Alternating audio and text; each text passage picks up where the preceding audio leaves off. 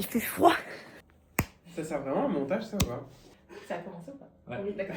T'inquiète.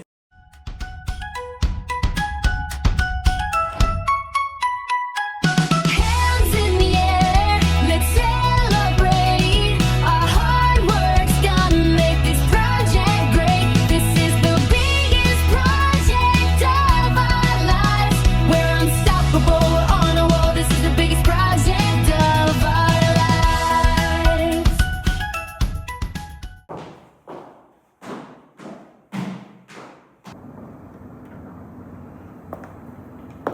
Mon architecte.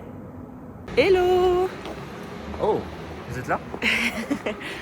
Bon, aujourd'hui on a rendez-vous avec nos architectes. C'est pas le premier rendez-vous. Ça, c'est une proposition. La table.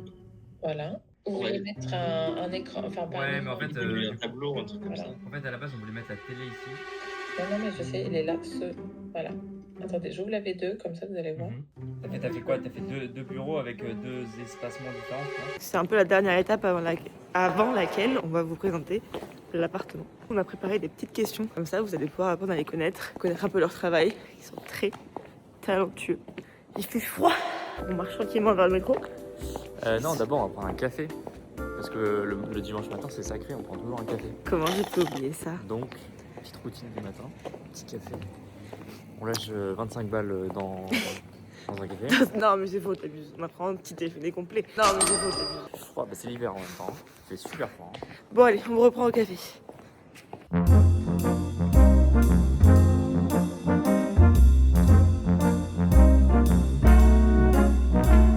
C'est trop beau. Ils ont mis les petites décos en plus. Ah là là. C'est chez Monocle qu'on vient tous les dimanches. Ils savent déjà ce qu'on veut commander à chaque fois. Il y en a un serveur, il est trop sympa avec nous. C'est presque pour ça aussi qu'on revient. Ah, mais moi, lui, il va chez McDo, je vais chez McDo. Hein. Et voilà, notre commande habituelle. Tu bois quoi toi du coup au petit-déj? Mochaccino. Avec un cheesecake japonais au yuzu. Toujours la même chose. Et moi, mon roulé à la cannelle. Ici, ils les font venir de chez Tenbel, une super boulangerie bakery parisienne. Et un chai latte. Et on est à côté du petit jardin. Alors, juste quand tu vas se réveiller, je t'ai dit. Parce que moi, l'autre jour, quand j'avais envie de saumon et de brocoli. Ouais, j'avais trop envie de jouer. Non, c'est bon.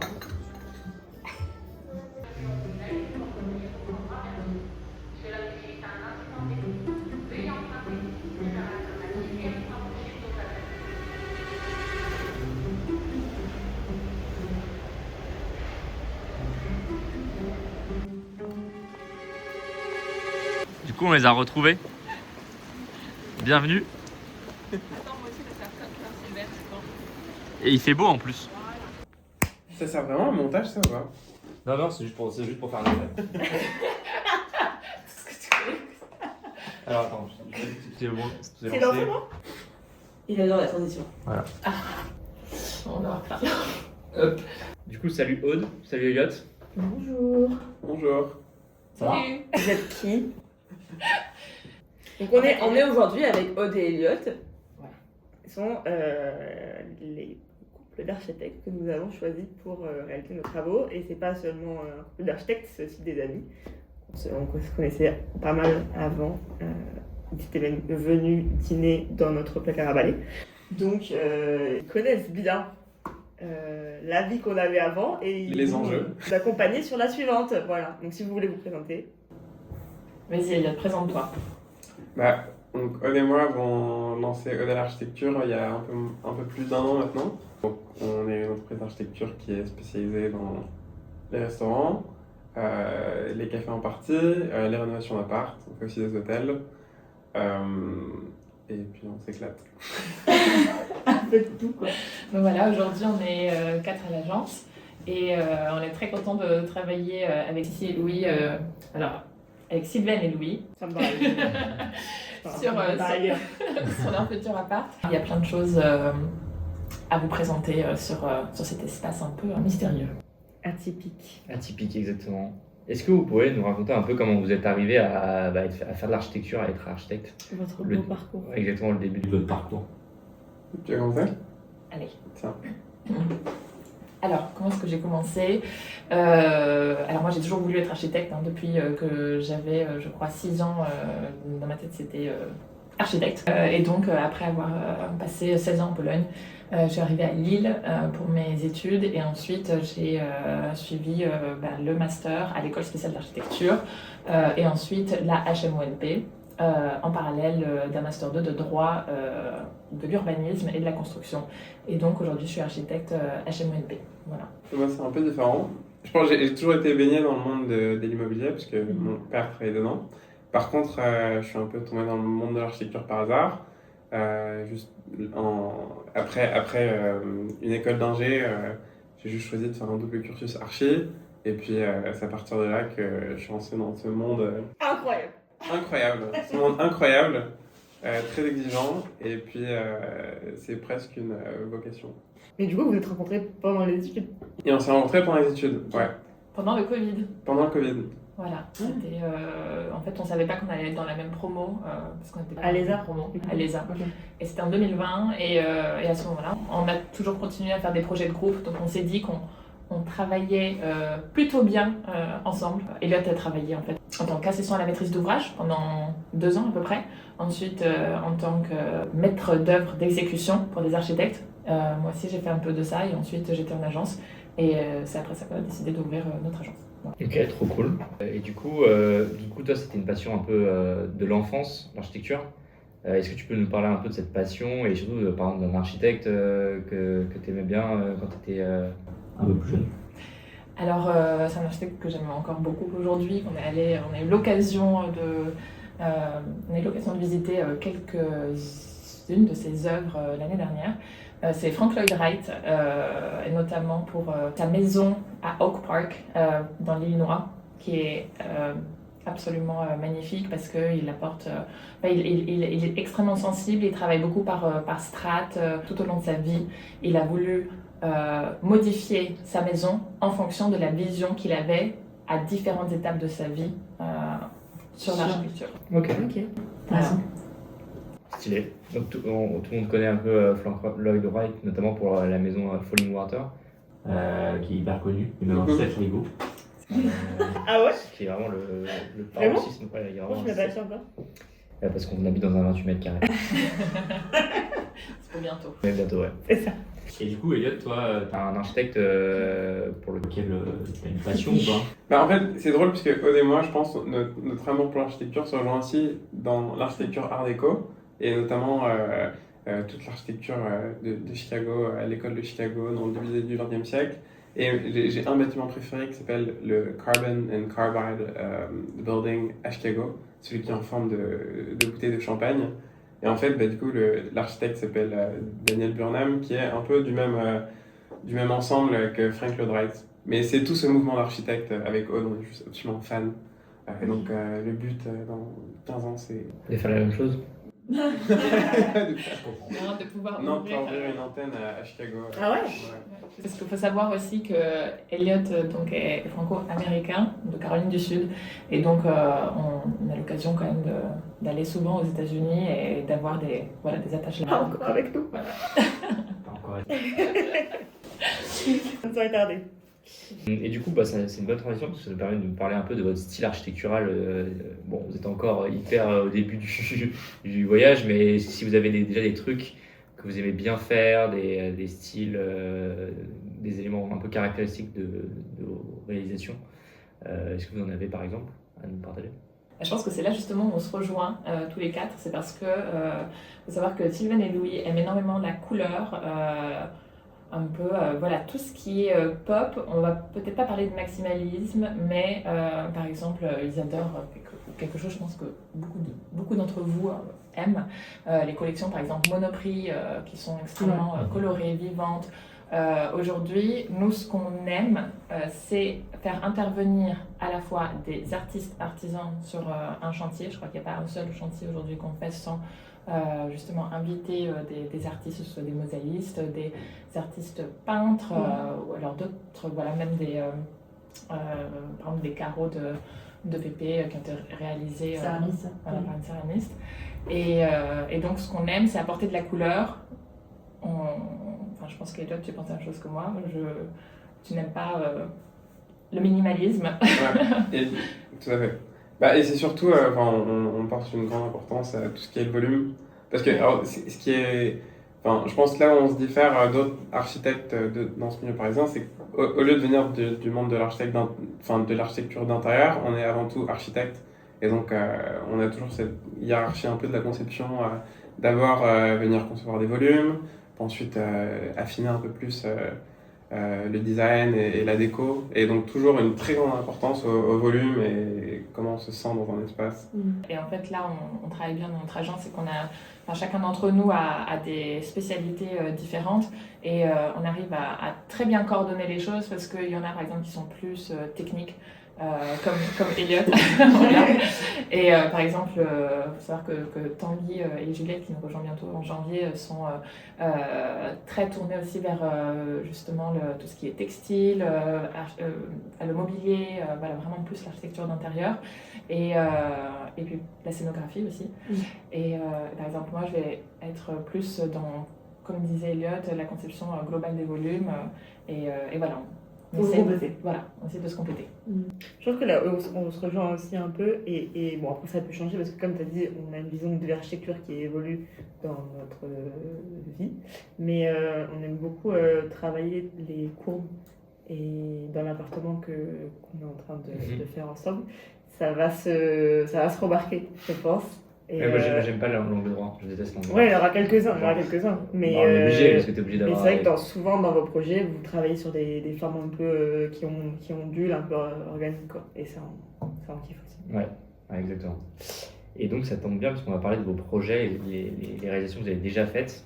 Est-ce que vous pouvez nous parler un peu chacun d'un projet dont vous êtes fiers, sur lequel vous avez intervenu en tant qu'architecte ou même maîtrise d'œuvre? T'expliquer juste avant ce que c'est la différence, pour ceux qui ne comprennent pas. Ouais. Parce que du coup, des fois, ils travaillent sur des projets en étant juste architecte designer, donc c'est eux qui réalisent le projet visuel, ce qu'on va voir quand on va rentrer dans le projet une fois qu'il sera terminé, le lieu. Et des fois, ils sont en maîtrise d'œuvre d'exécution, c'est-à-dire qu'il y a une personne qui a fait le design, et eux, ils s'occupent de mettre en œuvre toutes les entreprises et de coordonner, faire du project management pour que ce design prenne vie et corresponde au dessin initial. Parfois, vous faites les deux aussi. Ouais. Voilà. Exactement. Je pense ça d'ailleurs, c'est ce qui est, je trouve, une grande richesse du métier, c'est juste la variété des rôles qu'on peut avoir au sein d'un projet.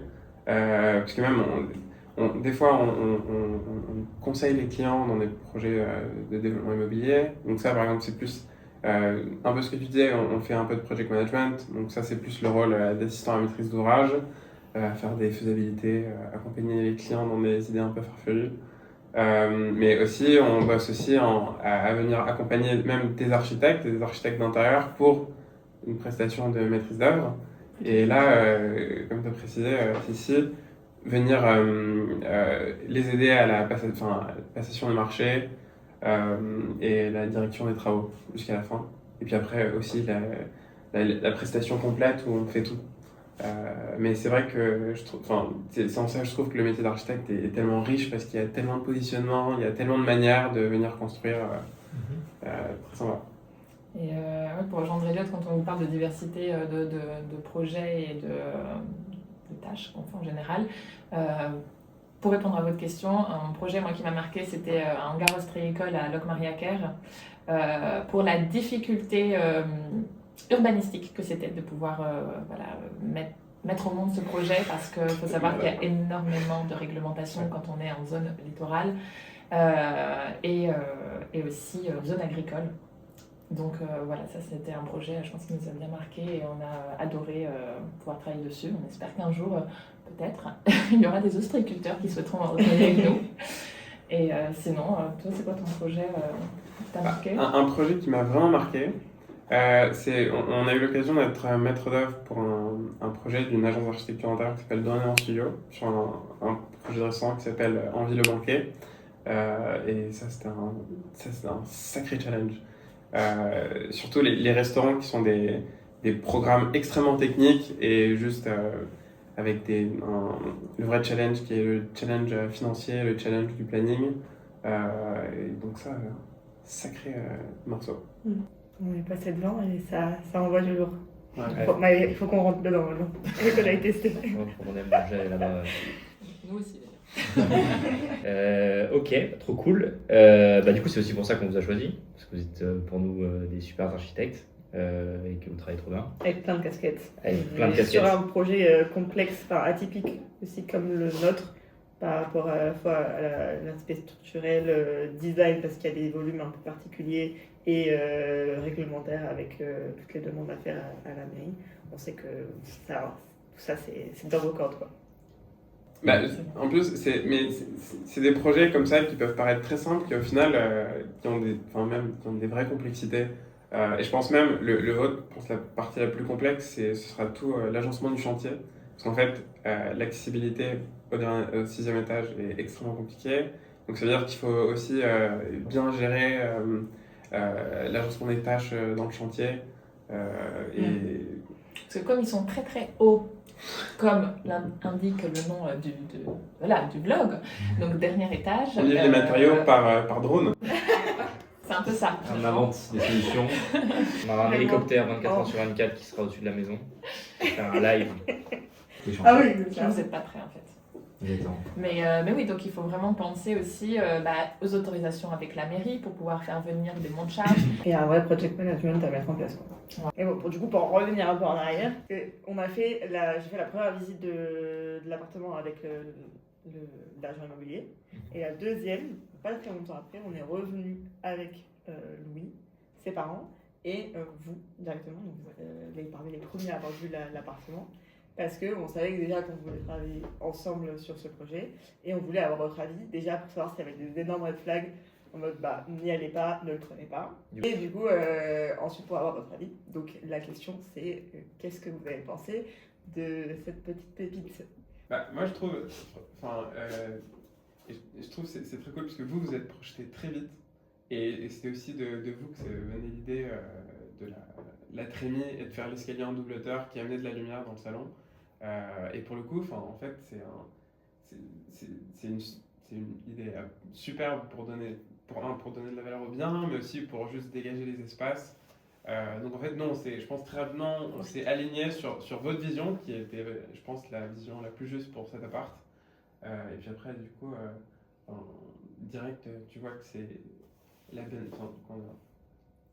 la bonne vision des choses, ça match bien. Et puis après, nous, quand on a commencé, même dans les premières phases de faisabilité, etc., pour voir si l'escalier passait, si on arrivait à faire tout l'agencement autour, au final, ça marchait bien. Donc, non, très belle beau volume. Non, et puis il faut savoir qu'à Paris, c'est vrai que c'est très difficile de trouver quand même des espaces aussi grands. Et c'est difficile quand même de se projeter parce que en loi Carrez, on n'a pas autant de mètres carrés que la surface de l'appartement. Et donc on était très contents de faire la visite avec vous parce que c'est là où on se rend compte quand même du potentiel de l'appartement parce qu'ils ont, on va pas tout vous spoiler, mais Parce que là, à l'heure actuelle, on va sortir la vidéo, ils n'ont pas encore vu ce qu'on va faire. Pas encore là-bas. Vous verrez, mais c'est quand même hyper chouette, il y a beaucoup d'espace. J'en dis pas plus. Non, mais du coup, ça vous a plu, ça vous a pas refroidi. Non. Après, peut-être Elliot en termes de hauteur, mais Oui, au début. Pas être trop grand. Voilà, pas trop grand, mais Louis et Cécile ne sont pas très grands. voilà. Je suis à peu près à C'est une chose sur 1m90. laquelle nous nous rejoignons, plus ou moins. Non, mais si on doit ajouter encore quelque chose, il y a aussi du potentiel au niveau des ouvertures. Et en fait, ça, c'est hyper chouette parce que même si actuellement, justement, c'est assez bas de plafond et c'était pas hyper lumineux, dans le projet, il va y avoir certainement des modifications à ce niveau-là. Ça va beaucoup changer l'appartement. On a hâte de voir l'appartement du coup. Tellement hâte. Qu'est-ce qu'on a pu faire dedans? N'importe quoi, on fait un cirque. Peut-être t'avais une dernière question, non? T'avais une dernière question. Ouais, qu'est-ce qui vous a donné envie de travailler sur ce projet du coup, à part travailler avec nous? C'est quoi les... On veut pas travailler avec vous. Je comprends, j'aurais pas travaillé avec moi. Non, mais en vrai, c'est des projets super intéressants parce que c'est un vrai challenge, parce que ça touche à tout. Comme tu disais, Cécile, c'est l'autorisation administrative, l'autorisation urbaine, relation avec la copro, des problématiques structurelles, des problématiques techniques un peu plus poussées, avec peut-être, on ne va pas trop spoiler, mais juste comment on vient réapporter un peu de la lumière dans l'appartement, comment on vient réagencer les volumes. Non, vraiment, enfin, c'est un challenge vraiment important et où on peut vraiment rentrer dans le détail, aller jusqu'au bout de la mission, parce que vous, c'est vraiment une rénovation complète. Donc en fait, il y a une grande liberté à juste tout refaire. Ouais, non, c'est ce challenge, très cool. Et puis vous accompagner dans votre premier appartement, premier cocon. Ouais, c'est quelque chose quand même. Et non, mais ce qu'on aime par-dessus tout aussi, c'est d'avoir des clients qui ont notre âge. Donc ça, c'est hyper sympa quand même de pouvoir aussi avoir une autre vision du projet, parce que là, vous allez vraiment avoir tous les backstage. Et donc pour nous, c'est aussi un challenge, c'est de pouvoir montrer de manière assez pédagogique justement une autre partie de notre travail. Et aussi d'être accompagné quand même par Sylvaine qui a un background en architecture et par Louis qui travaille dans la finance. Donc en fait, ça nous permet aussi d'avoir des feedbacks qui sont différents en fait, des clients qu'on a l'habitude d'avoir. Donc vous aurez l'occasion de voir tout ça, j'espère, dans la prochaine vidéo. Ouais, clairement. Ouais, trop hâte. En tout cas, merci à vous deux. C'était trop bien. On vous revoit vite sur notre appartement. Dans le chantier, dans le vlog. La prochaine vidéo, normalement, après celle-là, c'est celle où on fait la visite de l'appartement. C'est possible. Il y aura peut-être un hors-sujet. On l'aura acheté entre-temps. Voilà. Et on signe bientôt. Merci à vous. Merci. Salut. Bon, merci les gars. Hein. C'est toujours aussi beau. Hein. La vidéo est terminée, on espère qu'elle vous a plu. La prochaine vidéo, vous savez du coup maintenant laquelle c'est, ça sera sûrement dans l'appartement. Enfin, et nous on s'en va bruncher à vélo et on vous dit à bientôt. N'hésitez pas à vous abonner, c'est gratuit, à liker la vidéo. Je sais pas tout ce qu'il faut faire sur les vidéos YouTube, mais je vais bientôt le savoir. Donc au moins vous abonner, liker, peut-être activer les notifications si ça se fait, je ne sais pas. Et partager, hein. Voilà, à bientôt, bye. Oh, hey you are.